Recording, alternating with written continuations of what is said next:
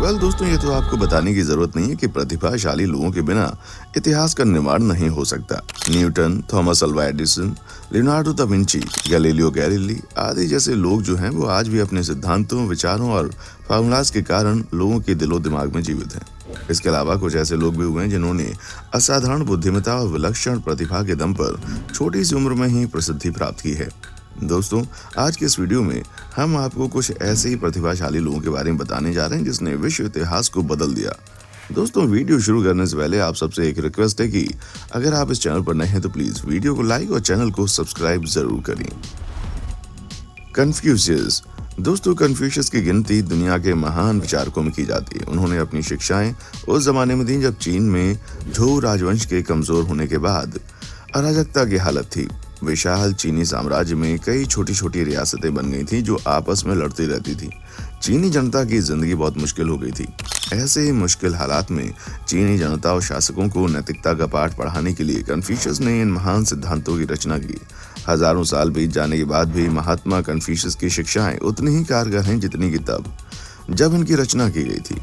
उनकी शिक्षाओं ने उस मुश्किल वक्त में चीनी जनता को एकजुट किया ही किया। बाद में भी जब जब चीन के सामने कोई बड़ा संकट आया, कन्फ्यूशियस की शिक्षाओं ने चीनी नेताओं और जनता को सही राह दिखाई।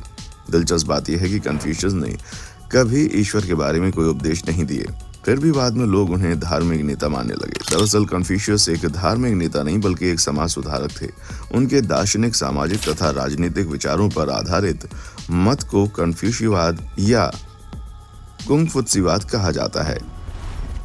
एरिस्टोटल। दोस्तों, अरस्तु एक महान दार्शनिक और वैज्ञानिक सोच वाले व्यक्ति थे जिनके विचार आज भी जीवित हैं। अरस्तु हर शास्त्र में पारंगत थे, चाहे वो राजनीतिक शास्त्र हो या फिर अर्थशास्त्र, धर्मशास्त्र, नीति शास्त्र हो।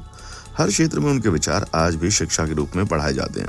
वैज्ञानिक विचारधारा का जनक अरस्तु को ही माना जाता है। अरस्तु को बुद्धिमानों का गुरु भी कहा जाता है। अरस्तु ने अपने जीवन काल में करीब 400 ग्रंथों की रचना की। अरस्तु ने पॉलिटिक्स ग्रंथ की भी रचना की थी जिसमें तत्कालीन राजनीतिक व्यवस्था का यथार्थ चित्रण है। अरस्तु ने अपने इस ग्रंथ में एक महत्वपूर्ण विचार रखा था कि राज्य का निर्माण व्यक्ति समूह ने जानबूझकर या सोच विचार कर नहीं किया। राज्य तो एक प्राकृतिक संस्था है। राज्य मनुष्य से पहले है। वहीं संविधान सबसे अच्छा है जो अधिक स्थायी होता है। अलेक्जेंडर। दोस्तों, सिकंदर महान का जन्म 356 ईसा पूर्व मैसेडोनिया में हुआ। वो मैसेडोनिया के ग्रीक का प्रशासक था।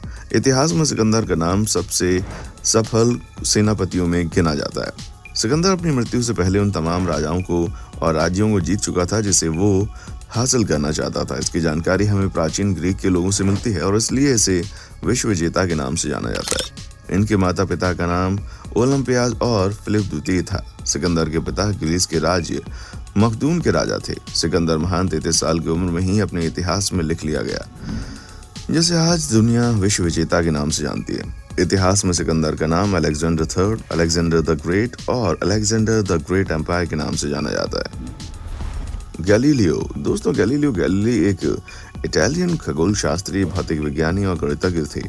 गैलीलियो पहले व्यक्ति थे जिन्होंने खगोलीय प्रेक्षण, चंद्रमा पर क्रेटरों व पहाड़ों की खोज और बृहस्पति के 4 उपग्रहों के लिए दूरबीन का उपयोग किया था।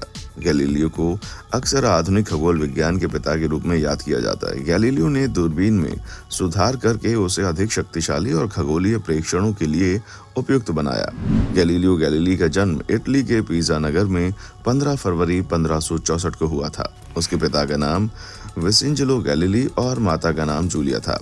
उसके पिता एक प्रसिद्ध संगीत शिक्षक थे। आधुनिक खगोल विज्ञान में गैलीलियो का योगदान महत्वपूर्ण है। गैलीलियो एक खगोलविद होने के साथ साथ ही गणितज्ञ भी थे। गैलीलियो गैलीली दार्शनिक और धार्मिक प्रवृत्ति के थे, लेकिन उनके किए गए खगोल शास्त्र के अध्ययन के निष्कर्ष धार्मिक मान्यताओं के विरुद्ध जाते थे। Leonardo da Vinci. दोस्तों, दुनिया के अब तक के सबसे सर्वश्रेष्ठ चित्रकार माने जाने वाले लियोनार्डो दा विंची ने बेमिसाल कृतियां दी हैं। वे एक चित्रकार के साथ ही एक मूर्तिकार, एक आविष्कारक भी थे जो अपने समय से बहुत आगे की सोच रखने वाले माने जाते थे। उनकी कृतियां बेमिसाल थीं, जिनकी नकल करके भी लोग शोहरत हासिल कर लिया करते थे। इतिहास में दा विंची को उनकी मशहूर पेंटिंग मोनालिसा की वजह से बहुत ज्यादा पहचाना गया। यह एक लड़की का पोर्ट्रेट था जिसके बारे में बहुत सारी व्याख्याएं हुई। आज भी ये बहस का विषय है कि पोर्ट्रेट में लड़की मुस्कुरा रही है या फिर दुखी है, लेकिन मोनालिसा के अलावा उनकी बहुत सी कृतियां प्रसिद्ध हैं, जिनमें द लास्ट सपर ऐसी पेंटिंग थी जिसकी दुनिया में सबसे ज्यादा अनुकृतियां बनी। उनकी विट्रूवियन मैन भी एक महान धरोहर मानी जाती है जो उनकी शरीर विज्ञान के बारे में जानकारी देती है। इसके अलावा द अडोशन ऑफ द मागी, the baptism of Christ, Madonna of the carnation और द एंशियन भी उनकी बहुत रोचक कृतियां मानी जाती हैं। William Shakespeare.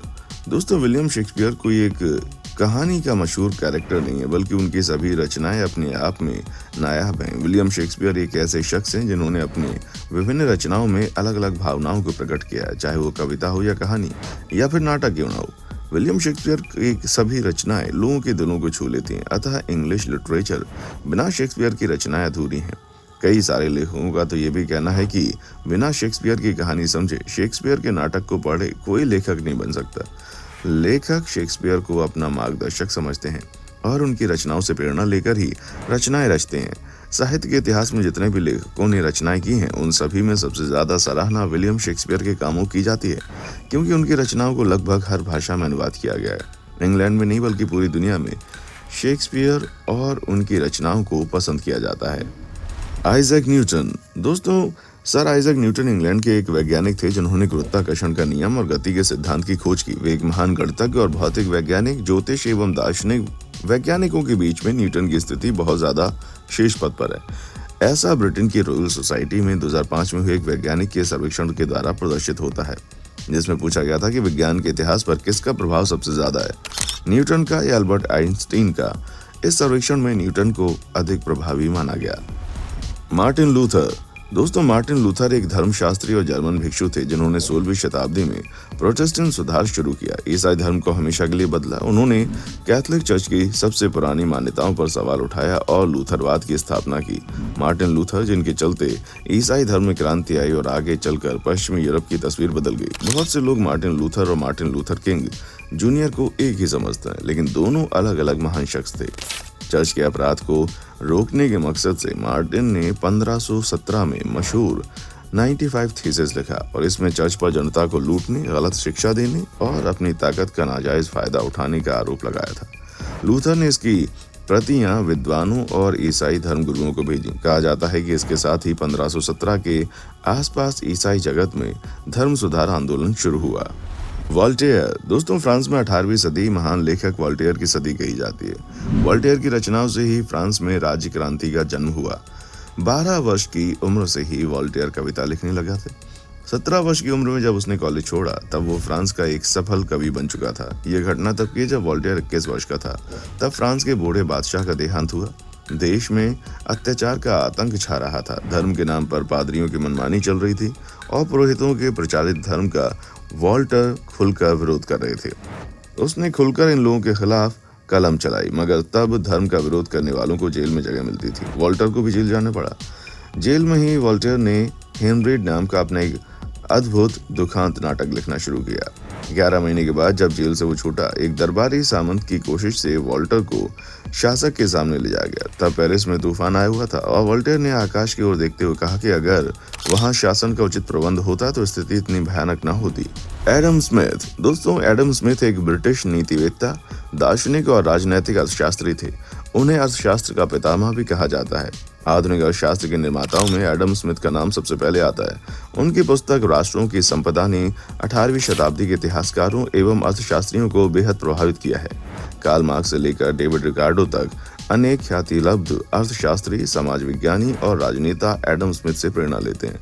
20वीं शताब्दी के अर्थशास्त्रियों में जिन्होंने एडम स्मिथ के विचारों से प्रेरणा ली है, उनमें Marx, Engels, Marx, Mill, Keynes तथा फ्राइडमैन के नाम उल्लेखनीय हैं। स्वयं एडम स्मिथ पर अरस्तु, John Locke, Hobbes, Mandeville, Francis Hutcheson, Hume आदि विद्वानों का प्रभाव था। Queen Victoria. दोस्तों, यूं तो दुनिया में कई देशों में राजाओं का राज रहा है, लेकिन और राजाओं की रानियों के भी किस्से बने रहे हैं। उनके ठाट बाट की कहानियां आपने कई बार सुनी होंगी, लेकिन ब्रिटेन का राजघराना सबसे ज्यादा चर्चा में रहा है। इसका एक कारण ये भी रहा है कि जब सभी देश एक दूसरे से कोसों दूर थे, तब भी ब्रिटेन ही एकमात्र ऐसा देश रहा है जिसने ज्यादातर देशों में कारोबार और राज किया। ये देश जितना ताकतवर था उतना ही चालाक भी। एक तरफ तो ब्रिटेन के राजा दूसरे देशों पर हुक्म चलाया करते थे, तो वहीं खुद इनके देश की कमान रानियों के हाथ में हुआ करती थी। इस देश में लागू किया गया हर फरमान रानी का होता था। इस लिहाज से जैसे एक वक्त में पूरी दुनिया में ब्रिटेन का डंका बोला करता था, ठीक वैसे ही देश के अंदर का कंट्रोल पूरी तरह से रानी के हाथ में होता रहा। 20 जून को क्वीन विक्टोरिया ब्रिटेन की पहली रानी बनी जिन्होंने देश की कमान अकेले संभाली। इसके बाद ब्रिटेन में रानियों की शासन की शुरुआत हुई जो आज तक चल रही है। तो दोस्तों कैसा लगा हमारा आज का एपिसोड, कमेंट सेक्शन में आकर बताएं। हमें आपके कमेंट्स का इंतजार रहेगा। दोस्तों उम्मीद करता हूँ कि हमारा एपिसोड आपको पसंद आया होगा। अगर आपको हमारे चैनल पर अभी तक जो भी कंटेंट पसंद आया उसको देख मारे, चैनल को लाइक शेयर और सब्सक्राइब जरूर करें। देखने के लिए शुक्रिया।